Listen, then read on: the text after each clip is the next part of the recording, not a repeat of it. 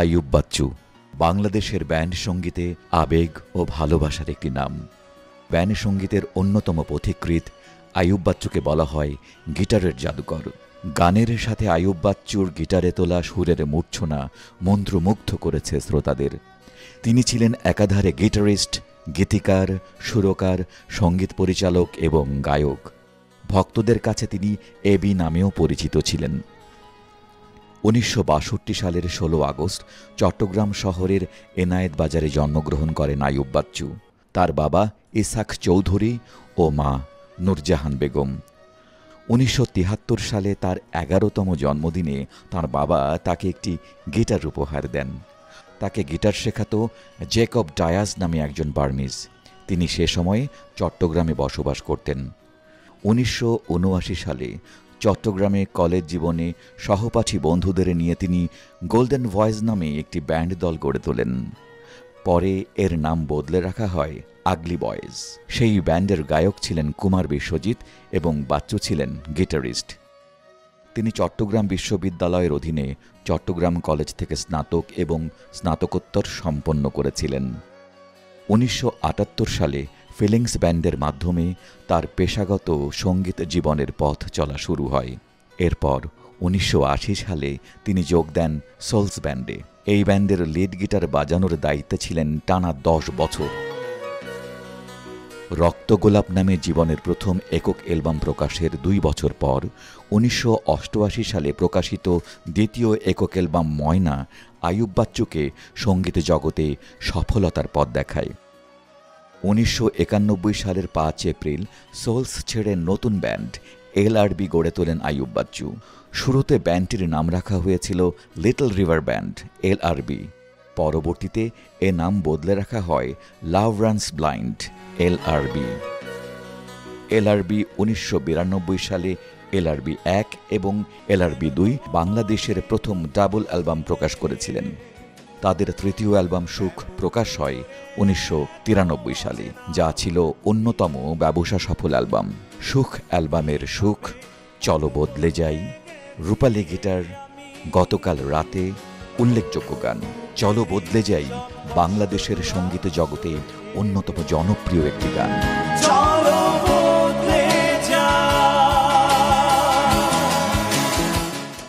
গানটির কথা এবং সুর দিয়েছেন আইয়ুব বাচ্চু নিজেই। এরপর ধারাবাহিকভাবে অ্যালবাম প্রকাশের মাধ্যমে কেবল সফলতাই পেয়েছে এলআরবি। 1995 সালে বের হয় আইয়ুব বাচ্চুর তৃতীয় একক অ্যালবাম কষ্ট। সর্বকালের সেরা একক অ্যালবামের একটি বলে অভিহিত করা হয় এটিকে। এই অ্যালবামের প্রায় সবগুলো গানই ভীষণ জনপ্রিয়তা পায়।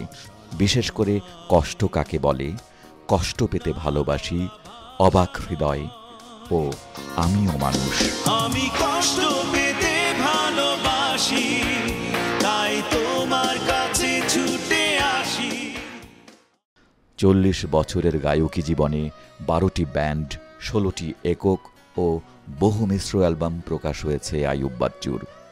তার অন্যান্য একক অ্যালবামগুলো সময়, একা, প্রেম তুমি কি, দুটি মন, কাফেলা, রিমঝিম বৃষ্টি, বলিনি কখনো, জীবনের গল্প। আর এলআরবি দলটির অন্যান্য অ্যালবামগুলো তবুও, ঘুমন্ত শহর, ফেরারি মন, আমাদের, বিস্ময়, মন চাইলে মন পাবে, অচেনা জীবন, মনে আছে নাকি নাই, স্পর্শ, যুদ্ধ, রাখে আল্লাহ মারেকে। ক্যারিয়ারে অসংখ্য কালজয়ী ও জনপ্রিয় গান উপহার দিয়েছেন আইয়ুব বাচ্চু। এর মধ্যে রয়েছে চলো বদলে যাই, হাসতে দেখো, এখন অনেক রাত, রূপালী গিটার, মেয়ে, আমি কষ্ট পেতে ভালোবাসি, সুখেরই পৃথিবী, ফেরারি মন, উড়াল দেব আকাশে, বাংলাদেশ, আমি 12 মাস তোমায় ভালোবাসি, এক আকাশের তারা, সেই তারা ভরা রাতে, কবিতা, আমি তো প্রেমে পড়িনি, যেও না চলে বন্ধু, বেলা শেষে ফিরে এসে, 3 পুরুষ সহ অসংখ্য জনপ্রিয় গান। প্লেব্যাক গায়ক হিসেবে চলচ্চিত্রেও গান গেয়েছেন তিনি। সেখানে তার আম্মাজান গানটি বাংলা সিনেমার ইতিহাসের সবচেয়ে জনপ্রিয় গানগুলোর একটি বলে ধরে নেওয়া হয়। 1991 সালের 31শে জানুয়ারি তার বান্ধবী ফেরদৌস চন্দনাকে বিয়ে করেন। তাদের দুটি সন্তান রয়েছে, মেয়ে ফাইরুজ সাফরা আইয়ুব এবং ছেলে আহনাফ তাজওয়াব আইয়ুব। রূপালী গিটার ফেলে একদিন চলে যাব দূরে, বহু দূরে। রূপালী গিটার ফেলে চলে গেছেন আইয়ুব বাচ্চু। তার রূপালী গিটারের জাদু আজও যেন মোহিত করে শ্রোতাদের। মাত্র 56 বছর বয়সে 2018 সালের 18 অক্টোবর হৃদরোগে আক্রান্ত হয়ে শেষ নিঃশ্বাস ত্যাগ করেন ব্যান্ড সঙ্গীতের এই উজ্জ্বল নক্ষত্র।